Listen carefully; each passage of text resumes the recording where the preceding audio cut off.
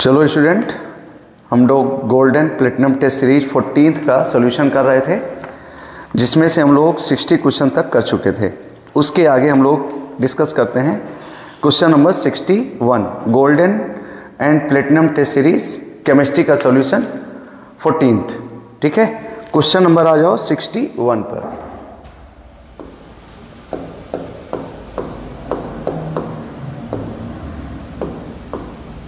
Question number 61 हम लोग discuss करते हैं। क्वेश्चन नंबर 61 में क्या कह रहा है? In a buffer solution containing acetic acid and sodium acetate, if some NaOH is added, its pH will be, its pH will be. देखो, in a buffer solution of acetic acid and sodium acetate, acetic acid and sodium acetate, CH3COOH ये टूटता है, CH3COO minus plus H plus, और sodium acetate है CH3COO, यानी ये टूटता है CH3COO माइनस प्लस यानी प्लस। ये पूरा मिक्सचर आपका जो है यही है बफर, ये पूरा बफर है आपका, ये पूरा बफर है। ठीक है, यही मिक्सचर आपका बफर है। ये दिस इज योर बफर। ये दोनों बफर बना रहे हैं। और बफर सॉल्यूशन क्या होते हैं? बफर सॉल्यूशन कॉन्सेप्ट आप समझिए पहले, फिर आंसर दीजिएगा। कॉन्सेप्ट आप समझिए। Buffer solution,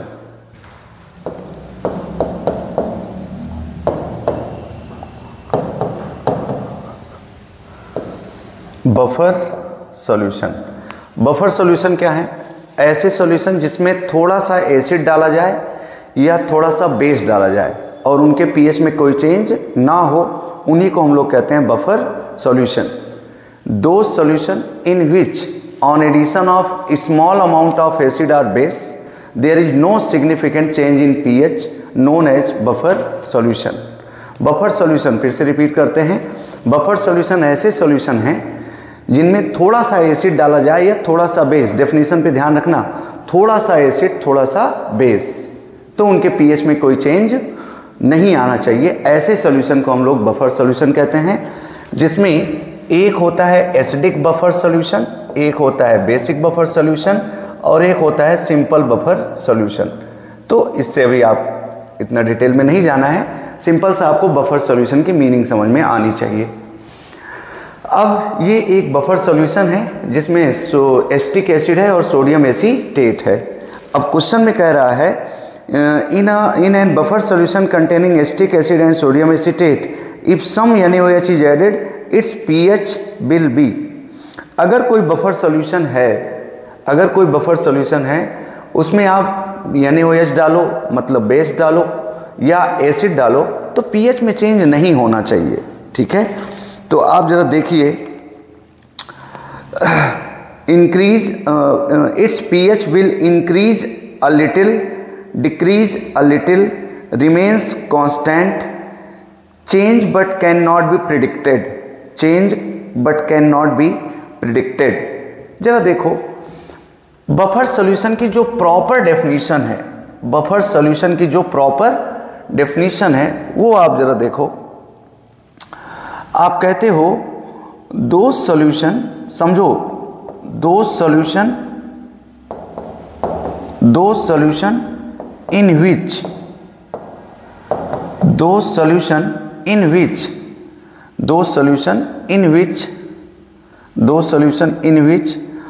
on addition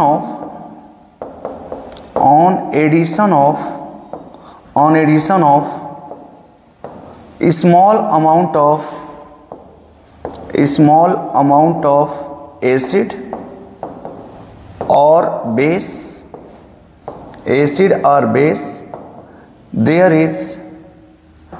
there is no significant change,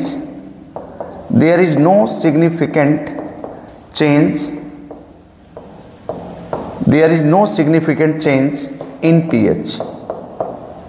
देखो एक टर्म आ रहा है सिग्निफिकेंट चेंज, प्रॉपर डेफिनेशन यही है सिग्निफिकेंट चेंज, मतलब अगर आप पीएच, अगर आप एसिड या बेस डालोगे तो पीएच कुछ ना कुछ चेंज तो होगा ही होगा, लेकिन उसका कोई सिग्निफिकेंट नहीं होगा, वो आपके कैलकुलेशन में मेजर्ड फॉर्म में नहीं आएगा, आप उसका मेजरमेंट नहीं कर सकते, वो इतना कम होगा, इतना कम होगा कि आप उसको मेजर नहीं कर सकते। इसीलिए बोला जाता है डेफिनेशन में there is no significant change in pH, मतलब पीएच रिमेन्स कांस्टेंट। आप ऐसा कर सकते हो। अब इसमें ऑप्शन थोड़ा सा अटपटा आपको दिया है, if some NaOH is added its pH will be, its pH increase a little, decrease a little. अब इंक्रीज और डिक्रीज लिटिल बोल दिया है, तो आप कुछ इसमें सोच सकते हैं, लेकिन अगर मैं इस डेफिनेशन पे जा रहा हूँ तो इस डेफिनेशन के हिसाब से आप कह सकते हो चेंज होगा, लेकिन हम उसको प्रिडिक्ट नहीं कर सकते, हम उसको बता नहीं सकते कि कितना चेंज हुआ। ठीक है, तो अच्छा इसमें सीधे सीधे लिख दिया हुआ है रिमेन्स कांस्टेंट, थोड़ा सा इस तरह का ऑप्शन नहीं बनना चाहिए, एकदम क्लियर आंसर आना चाहिए। ठीक है, तो अभी तो मैं change but can not predicted, there is no significant change in pH, pH में कोई सिग्निफिकेंट चेंज नहीं आता है, चेंज होता है लेकिन कोई सिग्निफिकेंट चेंज नहीं आता है, हम ओवरऑल उसको मान लेते हैं रिमेन्स चेंज, रिमेन्स अनचेंज। ठीक है, तो अभी आपका एकदम सही आंसर जो जाना चाहिए change but can not be predicted ना, decrease a little, increase a little, remain constant, change but can not be predicted. ठीक है, तो change can not be predicted आप बोल सकते हैं डी, ये आप आंसर मार सकते हैं इसका। ठीक है,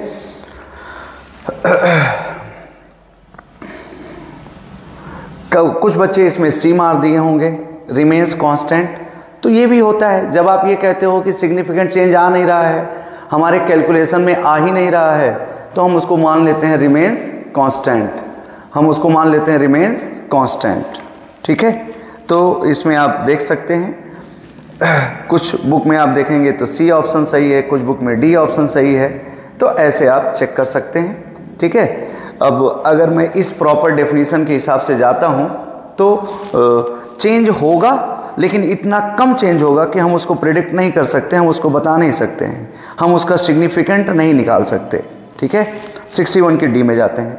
अब समझना ये है कि इसका पीएच चेंज क्यों नहीं होता है, पीएच चेंज कैसे नहीं होता है, दैट इज बफर एक्शन, ये आपको पढ़ना पड़ेगा।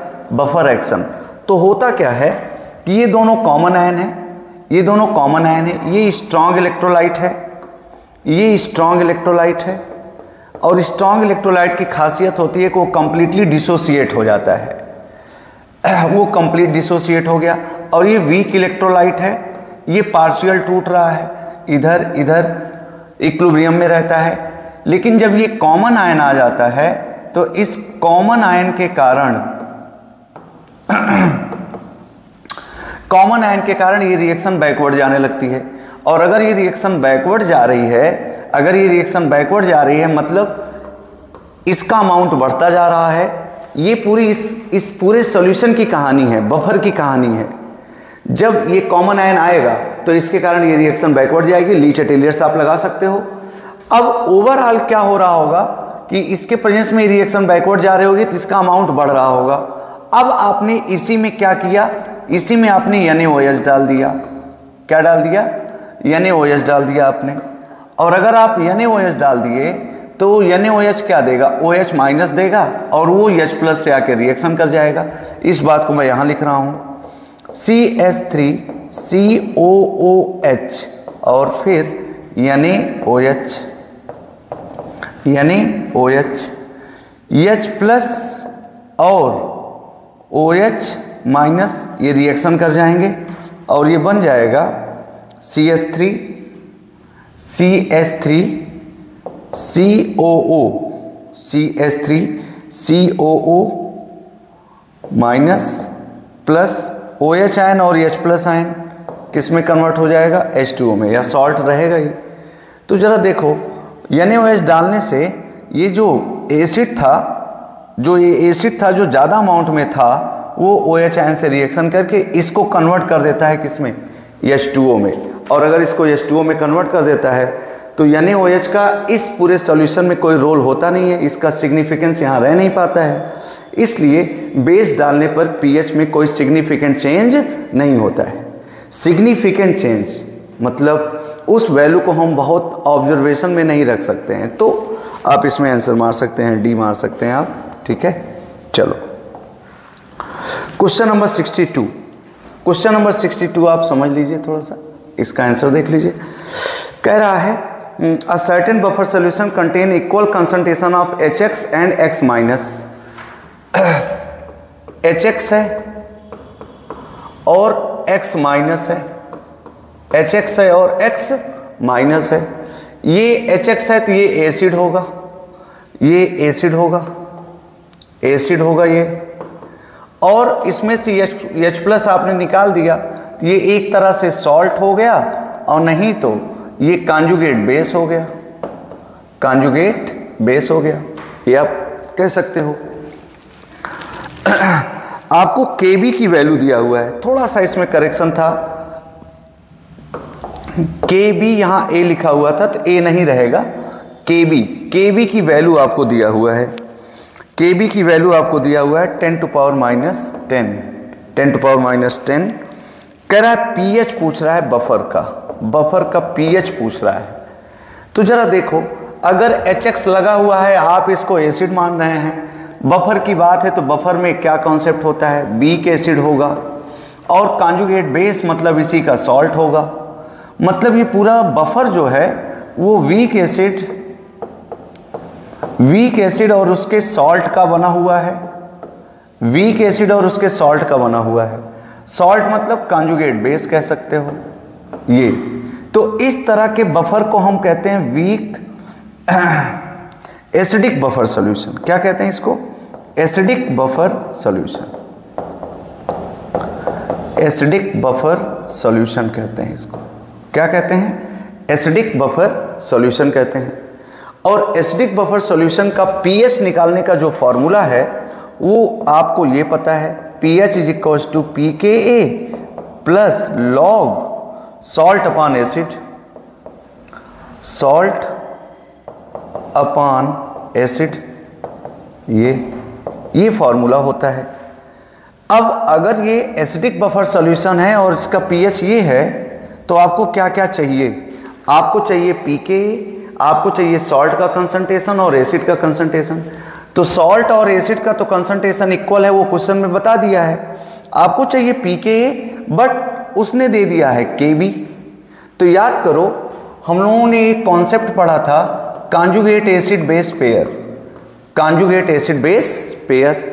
कांजुगेट एसिड बेस पेयर में हम लोगों ने क्या देखा था कि कांजुगेट एसिड का Ka इंटू कांजुगेट बेस का Kb, ये होता है Kw के बराबर 25 डिग्री सेंटीग्रेड पर, और ये होता है 10 टू पावर माइनस 14। तो अगर आपको Kb दिया हुआ है तो आप Ka तो निकाल ही सकते हैं। कैसे? Kw अपान Kb। Kw कितना है? 10 टू पावर माइनस 14, और Kb आपको गिवन है 10 टू पावर माइनस 10। क्या आप बोल सकते हैं ये कितना आएगा? 10 टू पावर माइनस 4। आपको मिल गया Ka, और आपको पता है अगर Ka आपको मिल गया तो आप pKa निकाल सकते हैं। वो कैसे? Minus log of Ka, minus log of Ka, minus log 10 to power minus 4, और 10 टू पावर माइनस 4, 4 क्या होगा? 4।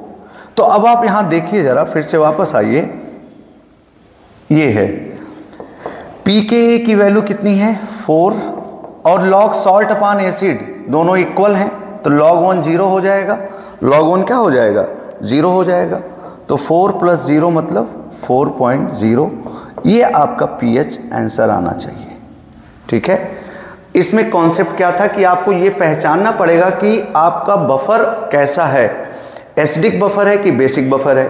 कभी कभी बच्चे क्या करते हैं, जब Kb पा जाएंगे तो लगा देंगे बेसिक बफर सॉल्यूशन का फॉर्मूला, लेकिन ये एसिड है और ये इसका कांजुगेट बेस है, तो ये पक्का क्लियर हो गया कि ये एसिडिक बफर सॉल्यूशन है, ये एसिडिक बफर सॉल्यूशन है। एसिडिक बफर सॉल्यूशन के लिए pH का formula pKa plus log salt upon acid. बात उसने थोड़ी सी फंसाई, क्या आपको उसने के भी दिया हुआ है और आपको के चाहिए था, तो conjugate acid base ionization constant के रिलेशन से आप यहाँ से के निकाल सकते हैं। तो इसमें ऑप्शन नंबर आपका 62 का ए सही है, 62 का ए सही है, ये आप चेक कर लीजिएगा। ठीक है, क्वेश्चन नंबर 63 में आ जाओ। क्वेश्चन नंबर 63 इसी तरह से है। बफर के तीनों क्वेश्चन थे, 3-4 क्वेश्चन थे बफर के, आप देख लो जरा। pKa of acetic acid, pKa of acetic acid CH3COOH, इसका आपको pKa दिया हुआ है। इसका pKa कितना दिया हुआ है? इसका pKa दिया हुआ है 4.74। दस बफर रेंज फॉर दिस, तो जरा देखो CH3COOH और CH3COO यानी CH3COOH और CH3COO यानी ये एसिडिक बफर सॉल्यूशन होता है, ABS एसिडिक बफर सॉल्यूशन होता है।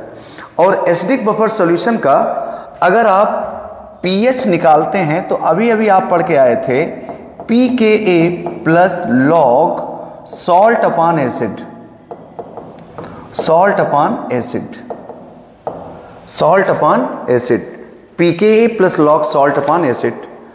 अब आप इसका जब pH रेंज निकालते हैं तो 10/1 मैक्सिमम हो सकता है कंसंट्रेशन, लॉग 10, लॉग टेबल 10 पर बेस्ड है, तो मैक्सिमम कंसंट्रेशन 10/1 और मिनिमम 1/10 लिया जाता है। तो इसका pH रेंज आता है, pH रेंज। pH रेंज अगर निकालना हो एसिडिक बफर सॉल्यूशन का तो पहला तो आप ये कह सकते हैं salt upon acid, salt upon acid ये 10/1 हो, 10/1 हो तो क्या मिलेगा जरा बताएगा कोई? pH is equal to pKa plus 10/1 log 10 10 1, तो pKa प्लस 1। और दूसरा इसका हो सकता है, दूसरा ये मैक्सिमम रेंज हो सकता है, मतलब जब आप एसिड बेस चेंज कराएंगे तो pH की वैल्यू +1 तक जा सकती है मैक्सिमम वैल्यू। और मिनिमम वैल्यू क्या हो सकती है? मिनिमम वैल्यू के लिए salt upon acid, salt upon acid का जो कंसंट्रेशन है वो 1/10 हो सकता है। और अगर 1/10 हो सकता है तो pH होगा pKa minus log salt upon acid, salt upon acid, ये होगा।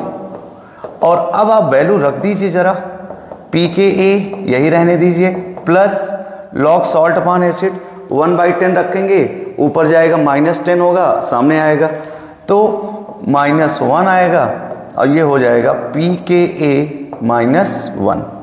मतलब जो pH रेंज आया, जो pH रेंज आपका आ रहा है ये मिनिमम हो सकता है, मतलब pKa से एक कम हो सकता है और pKa से एक ज़्यादा हो सकता है।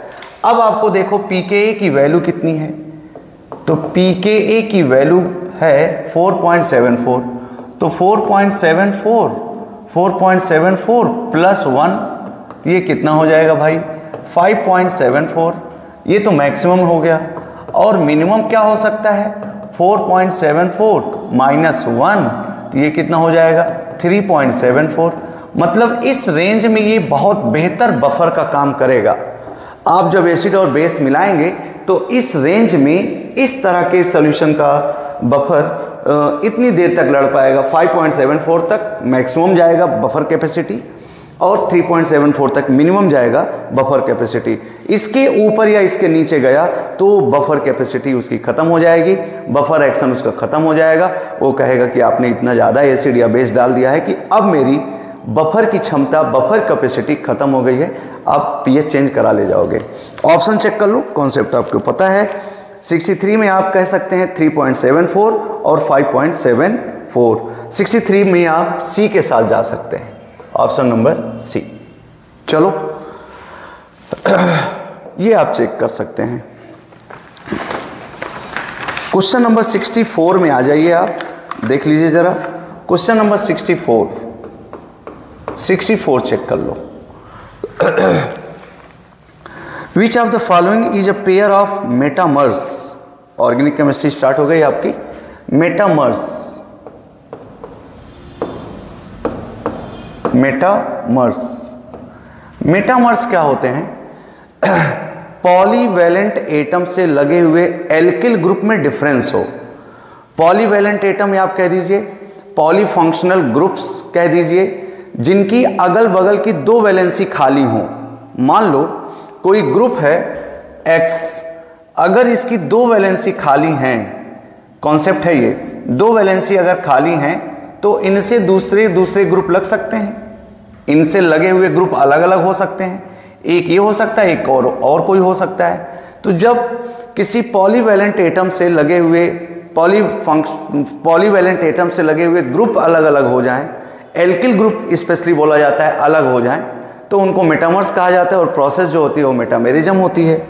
एक एग्जांपल्स में थोड़ा सा समझाऊं कॉन्सेप्ट, जिसके पास है वो तो अच्छी बात है, जिसके पास नहीं है वो थोड़ा सा समझ लो। डिफरेंस इन एल्किल ग्रुप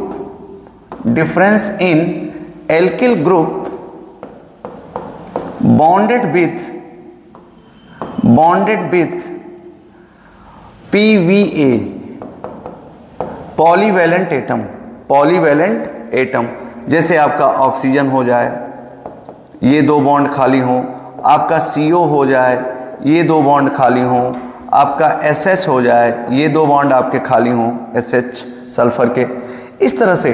और भी बहुत सारे ग्रुप्स हो सकते हैं ना, जिसमें कम से कम 2 वैलेंसी खाली हो। जैसे अगर मैं थोड़ा सा समझाऊं, पीछे टॉपिक को ले जाऊं, तो आप कहो R, एक एग्जाम्पल ही ले लो, बेहतर समझ में आ जाएगा।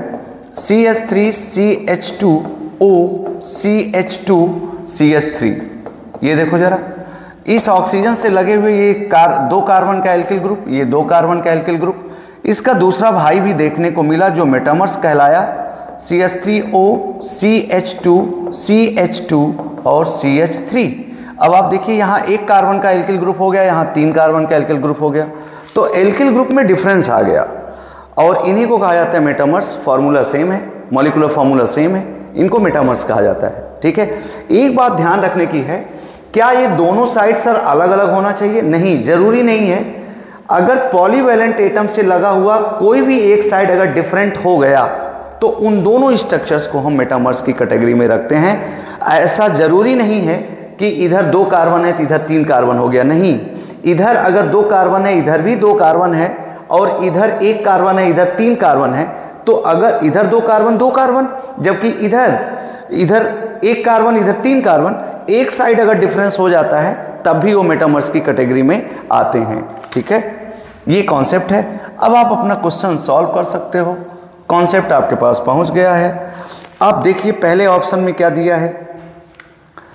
पहले ऑप्शन में तो आप देख ही रहे हो, पहले ऑप्शन में कुछ ऐसा है, ये CO है, ये दूसरा ऑप्शन ये है, दूसरा उसी के साथ ये है। तो अब देखो इसमें 1 2 3 4 5, 1 2 3 4 5, 1 2 3 4 5। यहाँ जरा देखो, यहाँ पर बस एक ही रिंग लगी हुई है, सॉरी एक ही चेन लगी हुई है ना, तो यहाँ नहीं हो सकता। यहाँ आप देखो ना, ये COH, ये ऐसे है 1 2 3 4, ये ऐसे है, तो H अगर H होगा तो इसकी दूसरी वैलेंसी खाली ही नहीं है, तो ये तो मेटामर्स नहीं हो सकते। मेटामर्स होने के लिए कम से कम 2 वैलेंसी उसकी खाली हों जिससे ग्रुप लगें और वो डिफरेंट अरेंजमेंट में आए। बी वाला ऑप्शन आप चेक करो जरा, बी वाले ऑप्शन में आप देखो, बी वाले ऑप्शन में कुछ ऐसे है, ये है, ये O, ये देखो एक तरह से ये है, दूसरा स्ट्रक्चर ये है, दूसरा स्ट्रक्चर ये है, O ये। जरा चेक करो आप, यहां 2 वैलेंसी किसकी है? ऑक्सीजन की। 2 वैलेंसी किसकी है? ऑक्सीजन की। आप देखिए ऑक्सीजन से यहां ये रिंग लगी हुई है, जबकि यहां ऑक्सीजन से ये पूरा ग्रुप लगा हुआ है। ठीक, और इधर देखो आप, इधर ऑक्सीजन से ये ग्रुप लगा हुआ है, जबकि यहाँ ऑक्सीजन से CH3 लगा हुआ है। तो क्या जो दो ग्रुप्स हैं, ये ग्रुप इस ऑक्सीजन से ये पूरा ग्रुप, इस ऑक्सीजन से ये पूरा ग्रुप, दोनों डिफरेंट हैं? एग्री करते हैं ना? हाँ या ना बोलिए। ये दोनों ग्रुप और इस मेथिल ग्रुप से, इस मेथिल, ये तो CH3 है ना, ये मेथिल ग्रुप और ये CH3CO ग्रुप, ये पूरी यूनिट और ये पूरी यूनिट अलग है। अब इसके बाद देखिए, यहां पर इस ऑक्सीजन से लगा हुआ ये साइक्लोहेक्सिल और इस ऑक्सीजन से लगा हुआ ये ग्रुप, ये पूरा अलग अलग है। तो यहां पर CO ग्रुप से लगा हुआ, O ग्रुप से लगा हुआ, इधर और इधर की यूनिट्स अलग अलग हो जा रही हैं। That is why this one is metamers. तीसरे में आप चेक कर लीजिए, ऐसा नहीं होगा। चौथे में भी आप चेक कर लीजिए, ऐसा नहीं है ना। तो इस तरह से आप 64 में ऑप्शन नंबर बी के साथ जा सकते हैं। ठीक है। क्वेश्चन नंबर 65 अगर आप चेक करें तो कह रहा है दो स्ट्रक्चर दिया हुआ है, कह रहा है दोनों में रिलेशन क्या है। तो दो स्ट्रक्चर क्या है, ये है बेंजीन अपनी है Cl और Cl, और दूसरा स्ट्रक्चर है ये Cl और Cl, और ये ऑप्शन में कह रहा है क्या ये दोनों पोजीशन आइसोमर हैं, क्या ये दोनों चेन आइसोमर्स हैं, क्या ये दोनों आइडेंटिकल हैं, क्या ये फंक्शनल आइसोमर्स हैं। तो पोजीशन आइसोमर्स में स्केलेटन सेम होना चाहिए, ग्रुप्स की यूनिट, ग्रुप की पोजीशन चेंज होनी चाहिए, यूनिट्स की पोजीशन अलग होनी चाहिए। अब यहाँ पे अगर आप बेंजीन देखें तो 1 2 3 4 5 6 जो क्लोरीन लगे हुए हैं, जो क्लोरीन लगा हुआ है वो 6 पर है, जबकि यहाँ पर 1 2 3, यहाँ पर आप देखेंगे तो किस पे हो रहा है, 1 2 3 पर। ये 1 3 है डाइक्लोरोबेंजीन और ये 1 4 है डाइक्लोरोबेंजीन। तो क्लोरीन की पोजीशन डिफर कर रही, that is why these are position isomers. इसमें आप क्वेश्चन नंबर 65 में आप ए के साथ जा सकते हैं। क्वेश्चन नंबर 65 ए ऑप्शन सही होगा। ये आपका क्वेश्चन नंबर 65 में आप कहोगे पोजीशन आइसोमर्स। क्वेश्चन नंबर 66 देखो जरा, क्वेश्चन नंबर 66 में कह रहा है which of the following compounds are structural isomers. Structural isomers कई तरीके के थे, position isomers, chain isomers, metamer, tautomers नहीं, और फंक्शनल आइसोमर्स, ठीक है, रिंग चेन आइसोमर्स, ये सब स्ट्रक्चरल थे। अब इसमें थोड़ा सा क्वेश्चन में करेक्शन था, C5H10O होना चाहिए, जहां C6H10O है वो गड़बड़ है, C6H10O ना हो करके C5H10O होना चाहिए। तो आप थोड़ी देर के लिए खुश हो सकते हैं कि इट्स बिकम बोनस ना, ये बोनस होगा आपके लिए। तो क्योंकि क्वेश्चन में गलती है, तो क्वेश्चन में गलती है तो सर हम आंसर कैसे सही दे सकते हैं ना। तो इसमें करेक्शन चेक कर लो। कुछ बच्चे ऑफिस में आकर के करेक्शन करवाए थे तो उस समय डाउट क्लियर हुआ कि हाँ सर आंसर ही मैच नहीं कर रहा था, फिर भी बहुत सारे बच्चों ने सही आंसर मारा होगा। चलो, तो ये C5H10 होना चाहिए, C5H10O होना चाहिए, C5H10O होना चाहिए, C5H10O होना चाहिए। अब इसमें ज़रा देखो, एक कह रहा है 2 मेथिल ब्यूटेनल C ब्यूटेनल मतलब CHO, और दूसरे पर मेथिल ये CH3। जिक करो जरा, CH2CH3 चेक करो, 1 2 3 4, क्या 5 कार्बन हैं इसमें? हाँ 5 कार्बन हैं, 1 2 3 4 और एक 5 कार्बन, और CHO ग्रुप है इसमें, ठीक है, और CH3 दूसरे कार्बन पे है, 5 कार्बन और 10 हाइड्रोजन, 3 2 5 3 8, 1 9 और 1 10।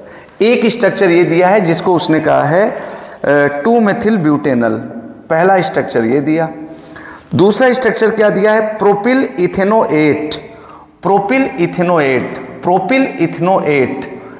इथेनोएट क्या होगा भाई, जरा चेक करो। प्रोपिल मतलब साइड में प्रोपिल ग्रुप हो, CH3CO और O और प्रोपिल ग्रुप लगाना है तो प्रोपिल ये होगा, CH2CH3। ये देखो, ये प्रोपिल ग्रुप है और ये कितने कार्बन की चेन, 2 कार्बन की चेन। तो प्रोपिल इथेनोएट, प्रोपिल इथेनोएट, ये है प्रोपिल इथेनोएट, प्रोपिल इथेनोएट।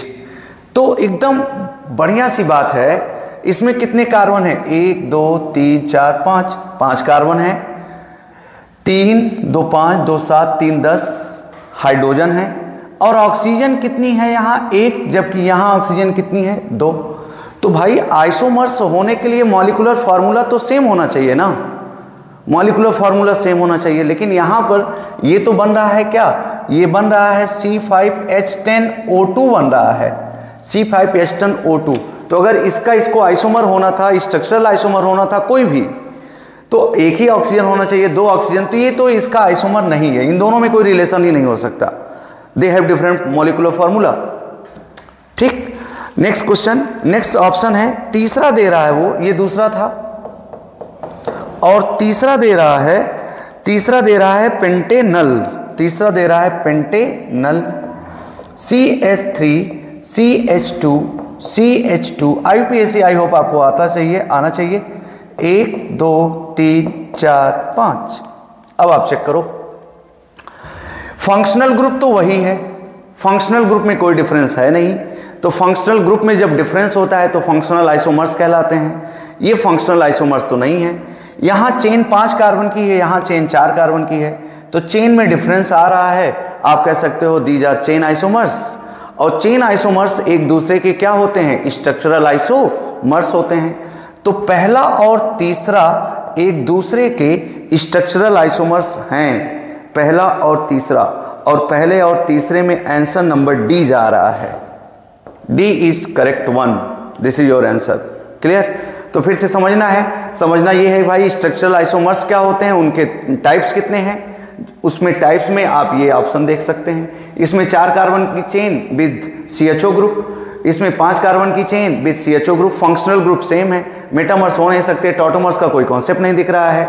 ठीक है, तो बस ये चेन आइसोमर्स की कंडीशन में आ सकते हैं। तो क्वेश्चन नंबर 66 का डी ऑप्शन।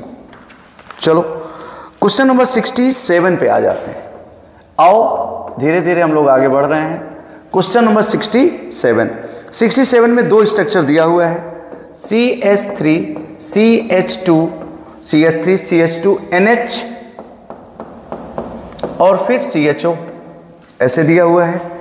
फिर दूसरा स्ट्रक्चर इसी का दिया, CH3CH2NH2 और CHO।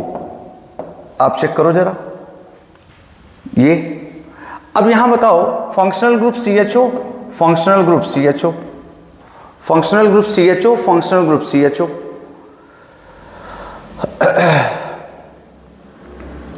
जरा देखो CHO, अगर मेन फंक्शनल ग्रुप की बात किया जाए तो मेन फंक्शनल ग्रुप यहां CHO है जो सेम है।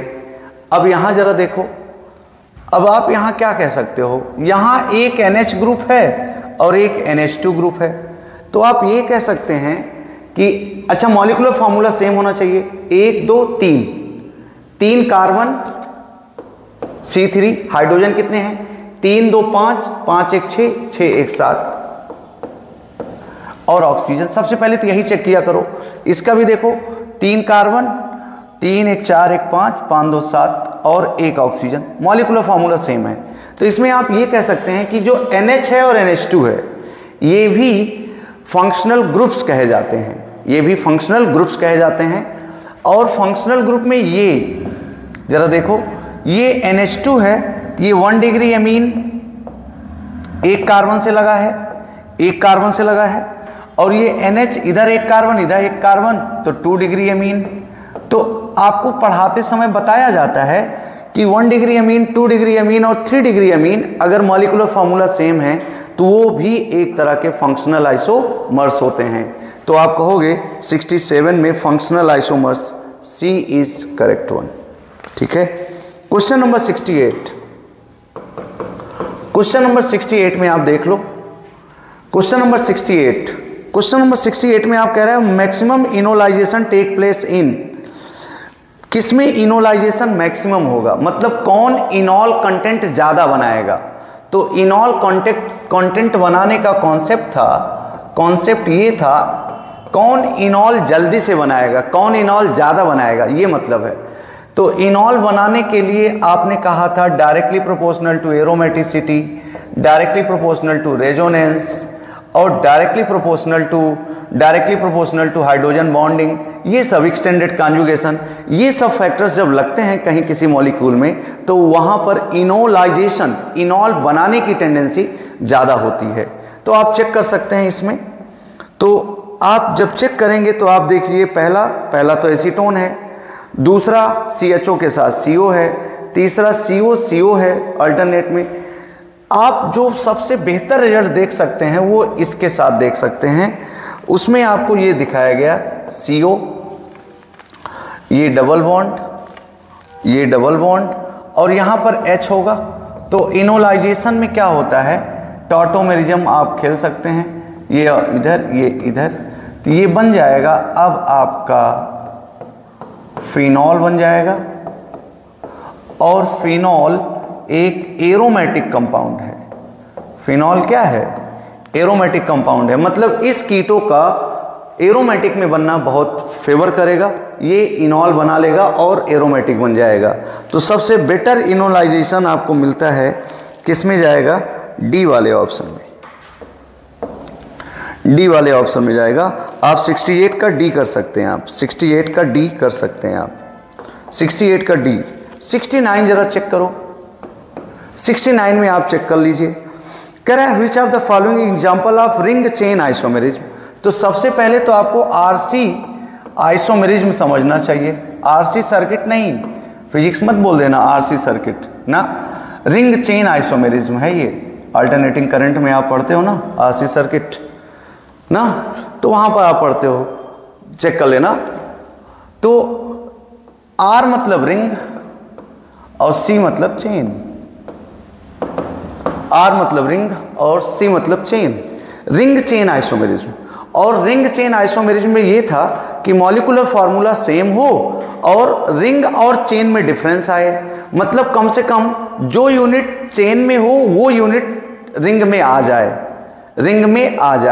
ठीक है, रिंग में आ जाए। जैसे मैं ये समझाऊं थोड़ा सा, CH3 CH double bond CH2, तो जरा देखो 3 1 4 2 6 6 हाइड्रोजन है, 3 है, ये एक चेन है, ये एक ओपन चेन है। और इसका रिंग अगर बनाया जाए तो ऐसे बनेगा 2 2 4 2 6, 3 कार्बन 6 हाइड्रोजन, ठीक है। तो ये दोनों एक दूसरे के RC आइसोमर हैं।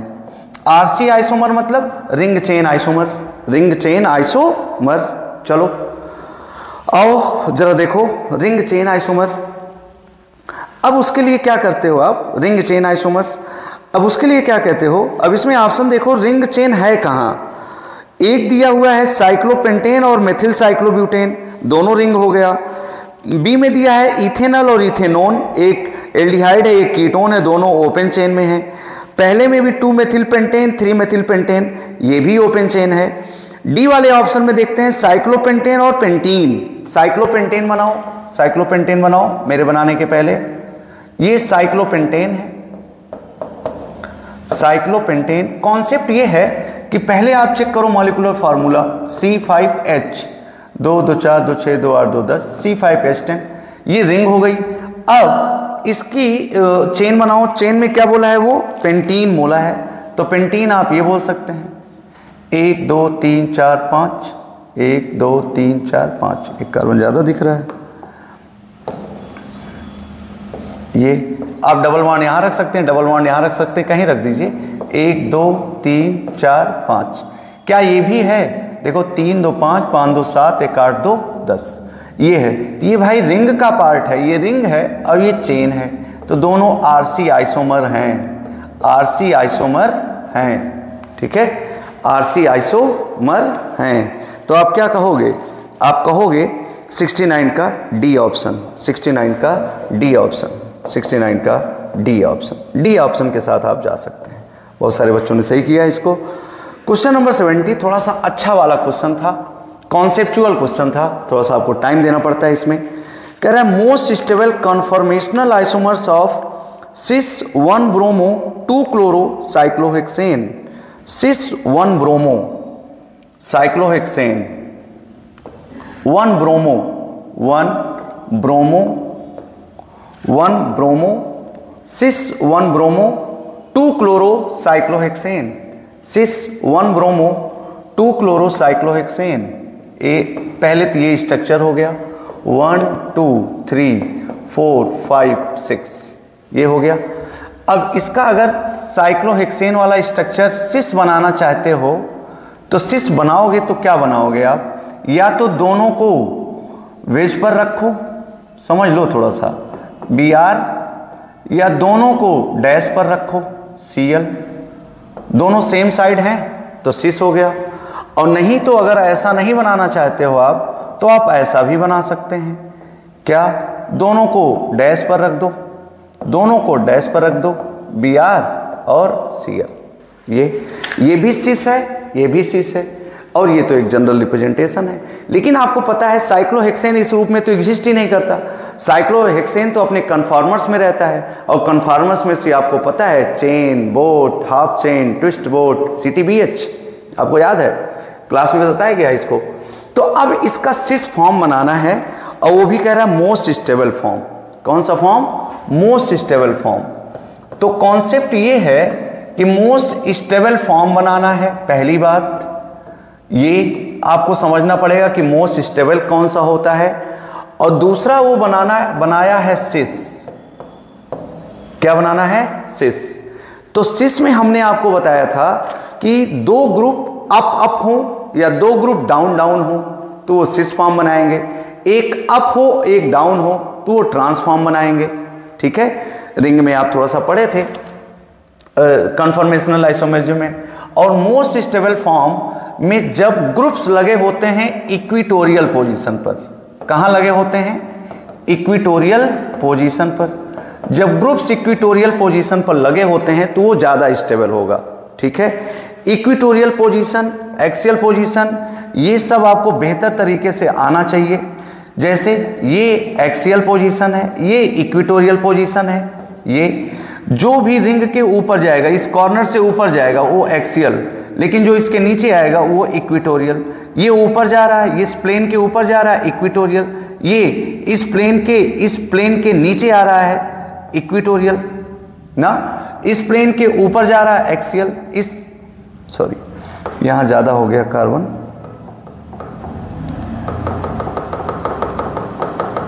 थोड़ा सा स्थिरता से। ये देखो थोड़ा सा एक्सप्लेन करते हैं। जैसे ये एक्सियल, ये इक्विटोरियल, ये एक्सियल, ये इक्विटोरियल, ये एक्सियल, सही है, ये एक्सियल, ये इक्विटोरियल, ये इक्विटोरियल, ये एक्सियल, ये एक्सियल, ये इक्विटोरियल। ठीक है, ये सब हमने आपको बहुत बेहतर तरीके से सिखाया था, आपको पता भी है, आप जानते हैं।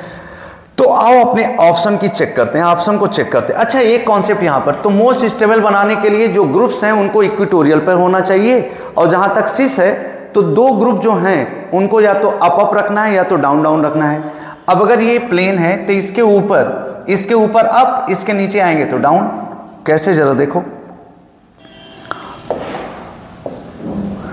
थोड़ा सा हम आपको समझा रहे हैं और डिटेल में तो आपको आता ही है। जरा समझो, ये देखो, ये अप, ये इस लाइन के ऊपर जा रहा है तो अप, इस लाइन इस प्लेन के इस लाइन के नीचे आ रहा है तो डाउन। समझो, इसके नीचे आ रहा है, देखो इस लाइन के इसके नीचे आ रहा है तो ये क्या होगा, डाउन। ये ऊपर जा रहा है, ये क्या होगा, अप। जरा अब आप बताइएगा, अप और डाउन बताइएगा। अब बताइएगा अप और डाउन। इस प्लेन के ऊपर जाएगा तो अप, नीचे आएगा तो डाउन। यहाँ देख लो, इसके ऊपर जाएगा तो अप, नीचे आएगा तो डाउन। अब मैं बोल रहा हूं, बताओ आप अप की डाउन बोल नहीं रहे हो, बोलोगे तभी कर पाओगे। ये क्या है, देखो इस पॉइंट के नीचे आ रहा है डाउन, इसके ऊपर जा रहा है अप। बताओ जल्दी से, ये क्या है, इस पॉइंट के नीचे आया तो क्या बोलेंगे, डाउन। समझ पा रहे हैं आप, ऐसे करते हैं। अप डाउन ऐसे करते हैं, ठीक है। और इक्वेटोरियल ये पोजीशन, ये इक्वेटोरियल पोजीशन, थोड़ा सा इसमें टाइम देते हैं आपको। इक्वेटोरियल ये एक्सियल, ये इक्वेटोरियल ये एक्सियल, ये एक्सियल ये इक्वेटोरियल। आप बताओ ये क्या है, आप बताओ ये क्या है, ये इक्वेटोरियल, ये क्या है एक्सियल, ये एक्सियल, ये इक्वेटोरियल, ये एक्सियल, ये इक्वेटोरियल, ठीक है। चलो ये आपको आना चाहिए। अब हम अपने स्ट्रक्चर पे आते हैं, अपने आंसर पे आते हैं। हाँ, एक कॉन्सेप्ट और आपको समझ में आना चाहिए कि स्टेबिलिटी को लेकर के जब आप यहां कोई ग्रुप लगाएंगे एक्सियल पर, मान लो एक्स ग्रुप आपने लगाया तो यहां पर एच होगा एक्सियल पे, तो इन दोनों में ये 1 2 3, इसको कहते हैं 1,3 डाई एक्सियल इंटरेक्शन। क्या बोलते हैं, 1,3 डाई एक्सियल इंटरेक्शन, इंटरेक्शन कहते हैं। अच्छा, ये चीज यहां पर भी होगी, यहां और यहां पर भी, इसीलिए कहा जाता है कि ग्रुप्स को हम कहां रखने की कोशिश करेंगे, इक्वेटोरियल पोजीशन पर, इक्वेटोरियल पोजीशन पर रखने की हम कोशिश करते हैं, लेकिन अपने स्ट्रक्चर के हिसाब से। क्यों, क्योंकि अगर ये इक्वेटोरियल पर आ जाएगा, समझो ये H है और ये आ गया X, तो अब ये X इधर हो गया, ये H इधर हो गया, तो यहां जो इंटरेक्शन है, जो 1,3 डाई एक्सियल इंटरेक्शन है, अब वो 1,3 डाई एक्सियल इंटरेक्शन नहीं होगा। No 1,3 di axial interaction, 1,3 di axial interaction नहीं होगा। यहां 1,3 डाई एक्सियल इंटरेक्शन होगा, दोनों एक साथ एक दूसरे के साथ रिपेल करेंगे, जबकि यहां पर एक ऐसे है एक ऐसे है, ये इधर है ये इधर है, ठीक है, या ये इधर है, तो आप एक दूसरे का रिपल्सन नहीं करा सकते। लेकिन जब दोनों ऐसे होंगे तो आप समझ सकते हैं ना, ये इसको देखेगा ये इसको देखेगा, फिर देखा होगा। जरा देखो, आप मुस्कुरा रहे हैं इस समय, देखो जरा, तो यहां 1,3 डाई एक्सियल इंटरेक्शन होगा, यहां इक्वेटोरियल पर आ गया, ये यहां दोनों एक्सियल पे थे, तो एक्सियल पे 1,3 डाई एक्सियल इंटरेक्शन, जबकि एक इक्वेटोरियल पे आ गया, एक एक्सियल पे आ गया, तो 1,3 डाई एक्सियल इंटरेक्शन नहीं होगा। मुझे समझ में आई बात कि नहीं, आप जरूर बता दीजिएगा अगर समझाने के बाद। देखो इसमें टाइम लगता है, ये सब चीज़ें कन्फर्मेशनल आइसोमेरिज्म बहुत प्रॉपर तरीके से आपको 2 लेक्चर 3 लेक्चर 4 लेक्चर लेकर के समझाया जाता है, क्वेश्चन करवाया जाता है। इसके बावजूद अगर थोड़ा सा यहाँ तो भाई क्वेश्चन करवाना है तो थोड़ा सा टाइम कम देना पड़ता है, फिर भी मैं कोशिश किया हूँ। अगर इसके बावजूद आपका कुछ रह जाएगा तो आप जरूर ऑफिस में आकर के एक बार डिस्कस कर लीजिएगा। अभी मैं क्वेश्चन की बात करता हूँ। हाँ, कहाँ गया वो, चलो कोई बात नहीं। अब हम लोग अपने question, both halide atoms in axial position, दोनों को वो कह रहा है एक्सियल पे रख दो, दोनों को एक्सियल पे रख दो। तो दोनों को एक्सियल पे रखोगे, मान लो ये Cl हो गया, ये मान लो Br हो गया, 1 2 बनाना है, 1 2, और क्या बनाना है, सिस बनाना है। तो भैया ये क्या हो गया अप, और ये क्या हो गया डाउन, तो ये तो ट्रांस हो गया ना, ये नहीं बन पा रहा है। फिर क्या कह रहा है, both halide atoms in equatorial position, दोनों को इक्वेटोरियल पोजीशन पे रखो, दोनों को इक्वेटोरियल पे। तो इधर Br हो गया मान लो, इधर Cl हो गया। ये बताओ क्या है, ये डाउन और ये क्या है अप, ये डाउन ये अप, सही है। ये देखो जरा, ये अप डाउन हो गया, ये भी ट्रांस दिख रहा है। फिर आगे क्या बोला, द ब्रोम, हाँ ठीक है, the bromine atom in an axial position and the chlorine atom in an equatorial position, ठीक है। जरा बताओ, ब्रोमीन एटम को एक्सियल पे रखो, ब्रोमीन एटम को एक्सियल पे रखो, और क्लोरीन एटम को कहाँ रखो, क्लोरीन एटम को आप रखो इक्वेटोरियल पर। तो क्लोरीन इक्वेटोरियल पर आ गया। अब जरा बताओ, ये क्या है अप, ये क्या है अप, दोनों सेम साइड हैं, तो ये सिस हो गया। जबकि यहां अप था डाउन था, तो ये ट्रांस हो रहा है। ये डाउन था ये अप था, ये भी क्या हो रहा है ट्रांस। तो क्या बात समझ में आ रही है, आपको सिस बनाना था कि ट्रांस बनाना था, बोलिए बोलिए, आपको सिस बनाना था, तो ट्रांस वाले ऑप्शन तो गलत होते नजर आ रहे हैं। मतलब ए और बी दोनों ऑप्शन तो वैसे ही एलिमिनेट हो गया। अब सी में आपने ये बनाया है, सी ऑप्शन ये है, डी ऑप्शन में ये है। डी ऑप्शन में कह रहा है bromine atom is equatorial, bromine को इक्विटोरियल पर रखो, ब्रोमीन को इक्विटोरियल पर रखो यहां, और क्लोरीन को एक्सियल पर रखो, क्लोरीन को एक्सियल पर रखो। जरा बताओ ये क्या है, जल्दी बोलो, डी है कि यू है? डाउन। और ये क्या है? डाउन। देखो प्लेन से नीचे जा रहा है डाउन, प्लेन से नीचे जा रहा है डाउन, तो ये क्या हो गया? सिस। ये डी ऑप्शन है आपका। अब जरा देखो, अब इस डी से कंपेयर मत करना, ये डाउन डाउन, ठीक है, इक्विटोरियल एक्सियल जैसा उसने डी ऑप्शन में कहा है। अब बात फंसती है कि सर दोनों सिस हैं और हमको मोस्ट स्टेबल फॉर्म चाहिए। मोस्ट स्टेबल फॉर्म वो होगा जहां पर 1,3 डाइएक्सियल इंटरेक्शन मिनिमम हो, 1,3 डाइएक्सियल इंटरेक्शन ना हो। तो जरा देखो यहां पर अगर ब्रोमीन को आप रखोगे H के साथ, ब्रोमीन को H के साथ रखोगे तो ये बड़ा ग्रुप है, एक बल्कि ग्रुप है विद रिस्पेक्ट टू हाइड्रोजन, तो यहां रिपल्सन तो खतरनाक होगा, यहां रिपल्सन खूब होगा, क्योंकि दो बड़े ग्रुप, मतलब इसके कारण तो रिपल्सन होगा ही होगा। जबकि इस बड़े ग्रुप को आपने यहां पर ला दिया इक्विटोरियल पर, तो इधर अब 1,3 एक्सियल इंटरेक्शन नहीं होगा, 1,3 डाइएक्सियल इंटरेक्शन नहीं होगा। हाँ इधर 1,3 डाइएक्सियल इंटरेक्शन होगा, 1,3 डाइएक्सियल इंटरेक्शन होगा। यहां बढ़िया क्वेश्चन था ये आपके लेवल का। ये यहां 1,3 डाइएक्सियल इंटरेक्शन होगा, यहां 1,3 डाइएक्सियल इंटरेक्शन इस साइड से नहीं होगा, जबकि 1,3 डाइएक्सियल इंटरेक्शन होगा। यहां पर क्या हो रहा है, यहां पर इधर से 1,3 डाइएक्सियल इंटरेक्शन नहीं हो रहा है और यहां से 1,3 डाइएक्सियल इंटरेक्शन हो रहा है। अब आप ये कंपेयर करो कि 1,3 डाइएक्सियल इंटरेक्शन ज्यादा कहां होगा, तो यहां Cl और H के बीच 1,3 डाइएक्सियल इंटरेक्शन, जबकि यहां ब्रोमीन और H के बीच डाइएक्सियल इंटरेक्शन। तो हमको लग रहा है कि ब्रोमीन तो बड़ा है, तो ब्रोमीन के साथ ज्यादा रिपल्सन हो जाएगा, ठीक है। तो ये वाली कंडीशन लेस स्टेबल होगी, चेक कर लो जरा। और ये वाली कंडीशन क्या होनी चाहिए? मोर स्टेबल होनी चाहिए।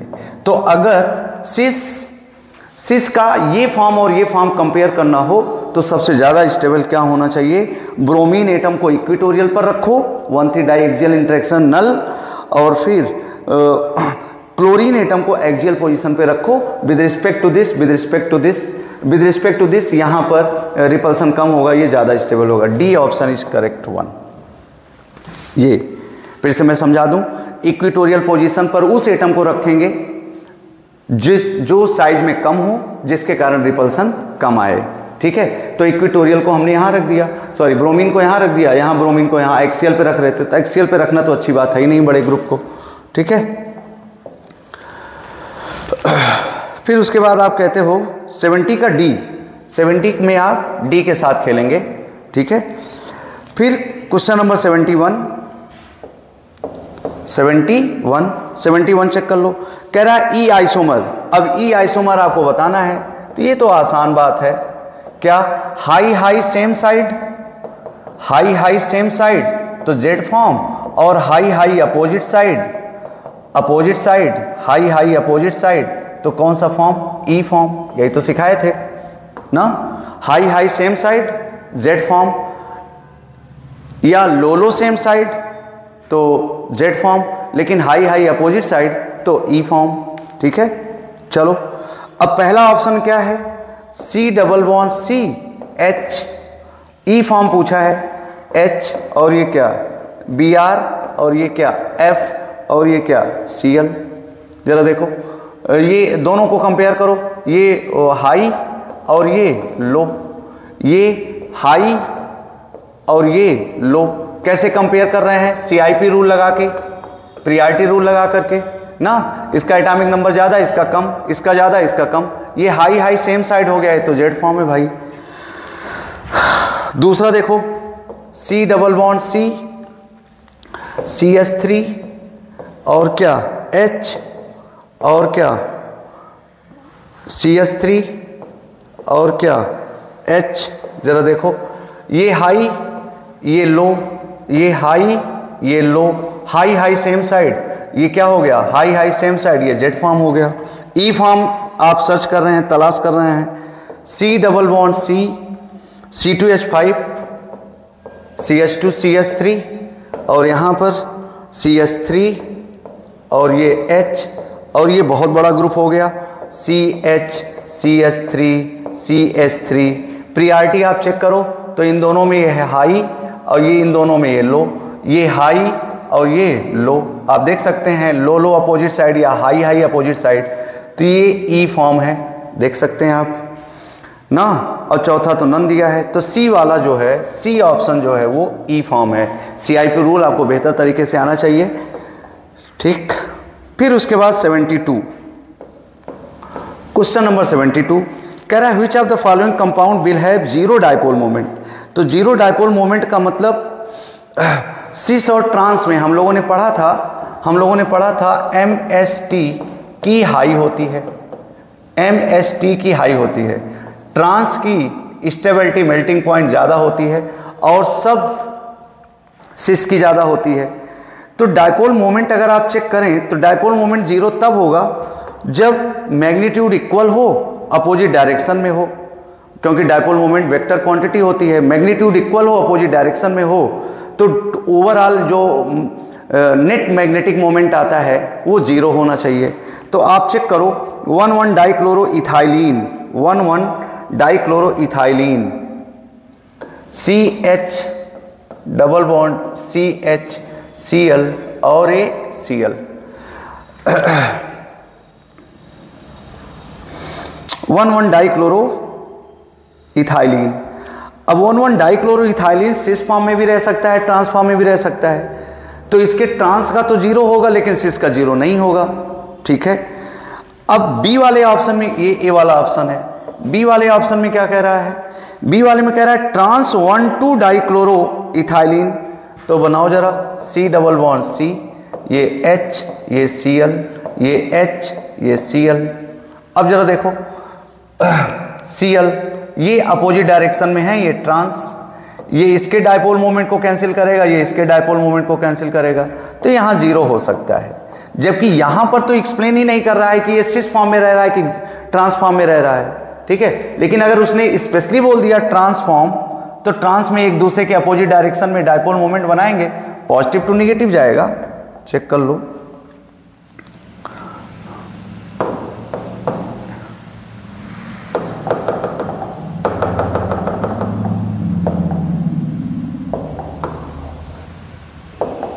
C double bond C, H और H और ये Cl, ये Cl, ट्रांसफॉर्म है ये, ठीक है।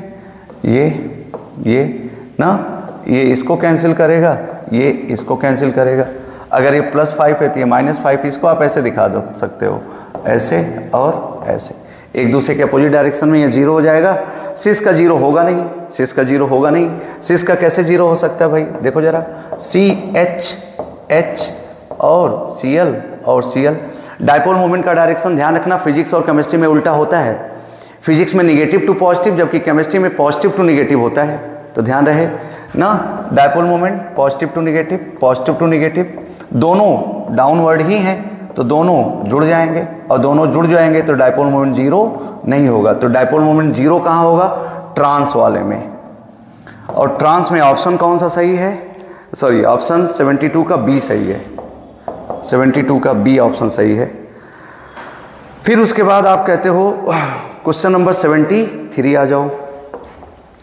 क्वेश्चन नंबर 73, क्वेश्चन नंबर 73 में अगर आप चेक करो तो कह रहा है how many geometrical isomers CH3, CH double bond CH और फिर CH3, CH, फिर CH डबल बॉन्ड NOH।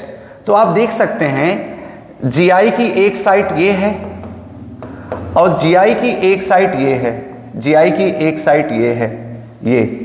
तो इसके दो फॉर्म बन सकते हैं अगर आप बनाएं तो, सिस और ट्रांस तो बनेगा ही बनेगा।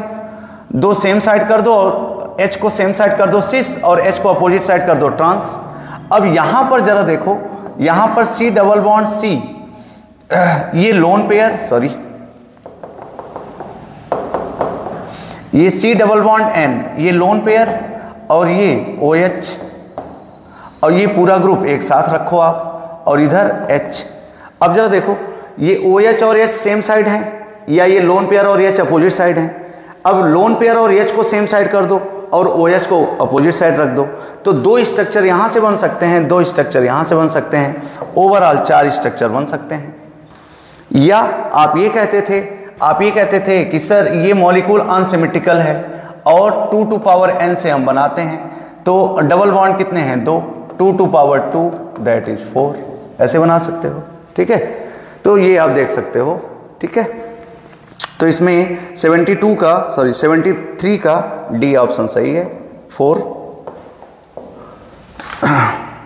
फिर उसके बाद 73 का डी, 74 आप देख लो। 74 में क्या कह रहे हो, 74 में आप कह रहे हो which one of the following compound has restricted rotation. अब रिस्ट्रिक्टेड रोटेशन हमने आपको बॉल स्टिक मॉडल से सिखाया था। 2 डबल बॉन्ड हैं, 2 बॉन्ड ऐसे हैं ना, ऐसे याद करो। रिस्ट्रिक्टेड रोटेशन पहले समझ में आना चाहिए आपको। रिस्ट्रिक्टेड रोटेशन समझ में आना चाहिए। तो रिस्ट्रिक्टेड रोटेशन कहाँ पाया जाता है, जहाँ पाई बॉन्ड होता है या जहाँ डबल बॉन्ड होता है। जनरली तो डबल बॉन्ड बोल ही देते हो आप, डबल बॉन्ड, पाई बॉन्ड। तो होता क्या है, ये और ये ओवरलैपिंग हुई है, ये ओवरलैपिंग हुई है। अगर आप इसको ऐसे करेंगे, ऐसे डबल बॉन्ड को ऐसे घुमाएंगे तो तनाव आएगा, ज़्यादा घुमा देंगे तो बॉन्ड टूट जाएगा। तो वही होता है रिस्ट्रिक्टेड रोटेशन या फ्रोजन रोटेशन या हिंडर्ड रोटेशन ना। तो हिंडर्ड रोटेशन कहाँ पाया जाता है, जनरली डबल बॉन्ड में आप पाते हो, पाई बॉन्ड में आप पाते हो। तो आप देख सकते हो इसमें, आप देखो पहले में डबल बॉन्ड है, वहाँ रिस्ट्रिक्टेड रोटेशन होगा। दूसरे में डबल बॉन्ड है, वहाँ रिस्ट्रिक्टेड रोटेशन होगा। तीसरे में ट्रिपल बॉन्ड है, मतलब पाई बॉन्ड है, वहाँ रिस्ट्रिक्टेड रोटेशन होगा। और D all of the above. तो 74 का डी ध्यान रहे, जहाँ पाई बॉन्ड बनेगा, जहाँ साइड वाइज ओवरलैपिंग होगी ना, वहाँ रिस्ट्रिक्टेड रोटेशन होगा ही होगा। ये देख लो। और फिर उसके बाद 75, क्वेश्चन नंबर 75। क्वेश्चन नंबर 75 में कह रहा है the compound which is expected to rotate plane polarized light. तो हम लोगों ने पढ़ा था बाइफेनिल्स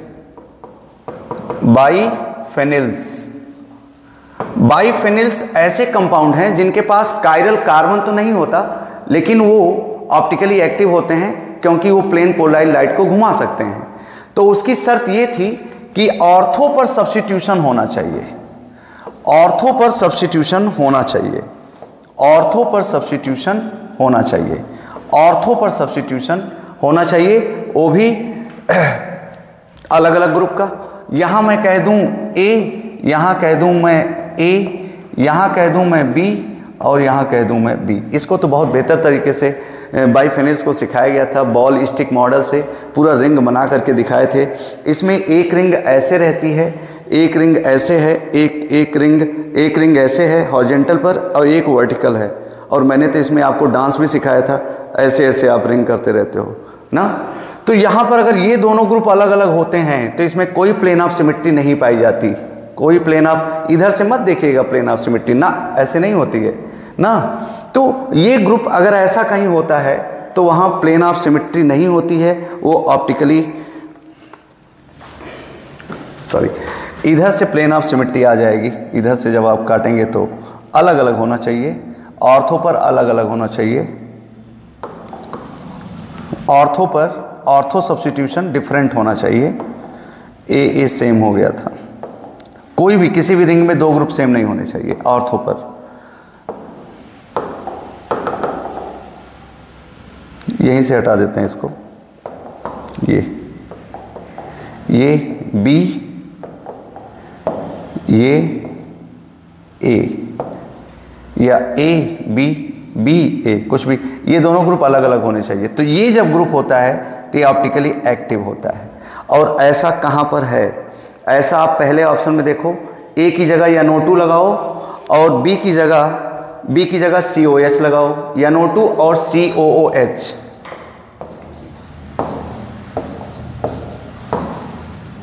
या NO2 और COOH। और फिर इधर क्या लगाओ, इधर आपके पास है बी है नीचे, बी है आपके पास COOH और ए है NO2, ये रिंग है। ठीक है, तो अब आप इसमें देख सकते हो इसमें कोई सिमेट्री नहीं पाई जाती है। तो 75 का क्वेश्चन नंबर ए, 75 का क्वेश्चन नंबर ए। अगर कहीं पर भी ये दोनों यूनिट सेम हुई तो ऑप्टिकली इनएक्टिव हो जाएगा, क्योंकि वो कट जाता है, प्लेन ऑफ सिमेट्री के कारण कट जाता है। जैसे ये ए हो गया और ये भी ए हो गया, ये ए है और ये बी है, तो इसमें प्लेन ऑफ सिमेट्री ये आधा आधा कट जाएंगे और ये तो आधा आधा कट ही जाएगा, तो ये ऑप्टिकली इनएक्टिव हो जाएगा। ठीक है, तो अब आप चेक कर सकते हैं, पहले ऑप्शन में दोनों ग्रुप ऊपर नीचे वाले अलग अलग हैं, दूसरे वाले में दोनों सेम हैं। देखो ए को बोला है NO2 NO2, बी को बोला है COH COH, सेम हो गए। और सी वाले ऑप्शन में देखो D सेम हो गए, SO3H SO3H, ये सेम हो गया। अगर कोई भी एक यूनिट सेम हुआ, चाहे इधर, तो ऑप्टिकली इनएक्टिव हो जाएगा। और डी वाले में सब सेम कर दिया है, तो सबसे ऑप्टिकली एक्टिव जो प्लेन पोलराइज्ड लाइट को घुमा सकते हैं वो सिर्फ और सिर्फ ए ऑप्शन हो सकता है। तो 75 का ए ऑप्शन। हम लोग 75 क्वेश्चन तक कर चुके हैं। ठीक है, नेक्स्ट पार्ट में हम लोग इसको फिनिश कर देंगे। आप करते रहिए, क्वेश्चन करते रहिए, क्वेश्चन से इम्प्रूवमेंट होता है। उसके बावजूद, डिस्कशन करने के बावजूद कहीं कोई डाउट रह जाता है तो यू आर मोस्ट वेलकम। ठीक है, डीपी सिंह क्लासेस के ऑफिस में आप आइए, ज्ञानेश सर से मुलाकात कीजिए, सर मुझे ये डाउट है, मुझे थोड़ा समझा दीजिए। ठीक है, तो कोशिश मैं करूँगा और बेहतर करने की। ठीक है, थैंक यू। नेक्स्ट क्लास में इसके आगे